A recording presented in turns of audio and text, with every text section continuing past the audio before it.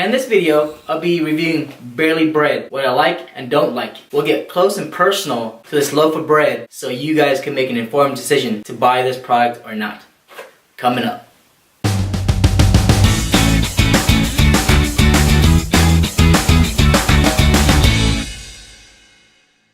Hey, what's up guys? Lex here from Keto Houz, where we go against the grain.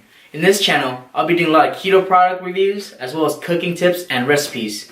So if you're new here, please consider subscribing. As you know, being on keto, one of the hardest things to find a replacement for is bread. Or it was for me. So bread was one of the first things I tried to find a substitute for before I went headfirst into keto. Here in my hand, I got barley bread. By far, one of the best bread replacements I have tried, and I tried a lot. Believe me, I've tried so many brands, and this was the brand I've been using for a very long time. These are gluten-free, uses non-GMO, has 6 grams of carbs, 5 grams of fiber, which gives you about 1 net grams of carbs. So for one slice, and the taste is amazing. It really feels like you're actually just eating your regular bread that's made from wheat flour or flour. It doesn't feel spongy or has a weird aftertaste like most breads I've tried. I've tried so many, and the aftertaste is a lot of them turns me off with their aftertaste. I'm not sure what it is. Maybe it's the ingredients that they use in there, but this one, the aftertaste is non-existent for me. One of the main things I noticed when I saw this bread was the packaging.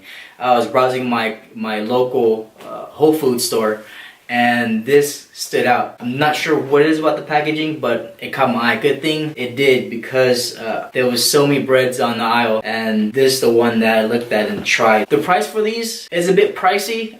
I get mine at my local Whole Foods store for about $15.99, so $16 plus tax, so it's about $16.50. Pretty pricey, but it is what it is because it is grain-free. And the ingredients used are pretty expensive. The one that I have in my hand that I've been using is the sliced loaf. They have about 4 different types. They have bagels, they make rolls, they make baguettes. I haven't tried the other ones yet.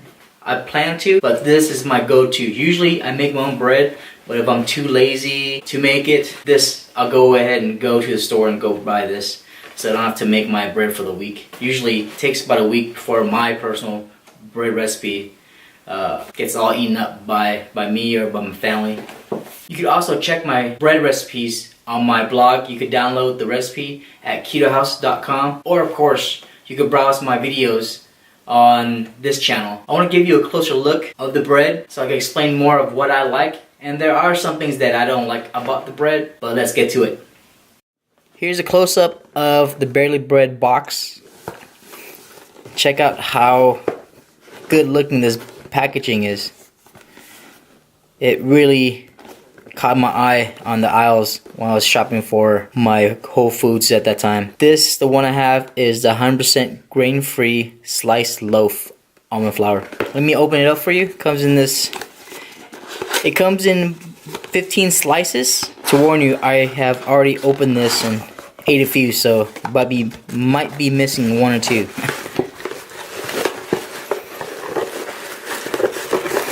It comes frozen. You should always keep your bread frozen in the freezer if you're not going to eat it. Since they don't have preservatives, it won't last that long in your fridge. So I never usually have problems with it lasting because I'll eat all of it. So each slice is about 90 calories. Again, 6 grams of carbs, 5 grams of fiber. Protein is 3 grams. Just want to show you the texture of it.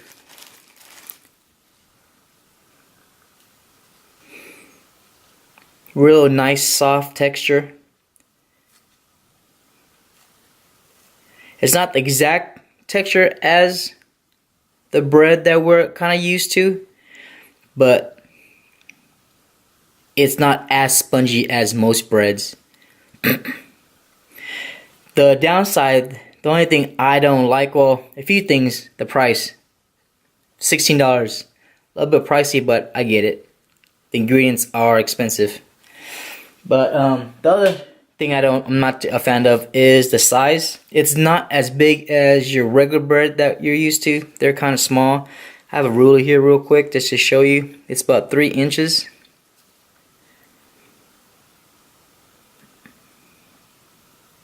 About 3 inches.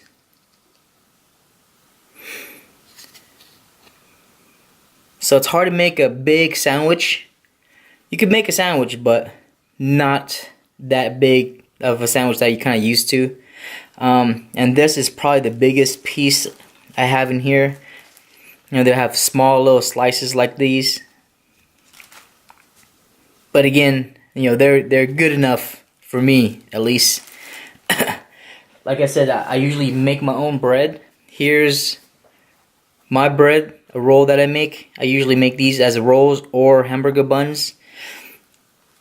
You know, when you make it yourself, you can kind of make it bigger than pretty much whatever size you want. Here's my texture. Mine's a little bit more spongy than theirs, but I don't use too many ingredients in there. But it's pretty good, in my opinion, anyways, for my recipe. Of course, these are great itself. Again, make sure once you buy them, store them in the freezer if you plan on not eating them right away.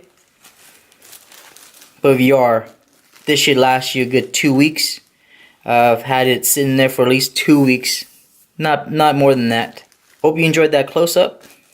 Thank you for watching Keto House. If you enjoyed this video, please consider subscribing, as I'll be doing a lot more reviews and cooking tips for you. Take care, and remember, check out barelybread.com.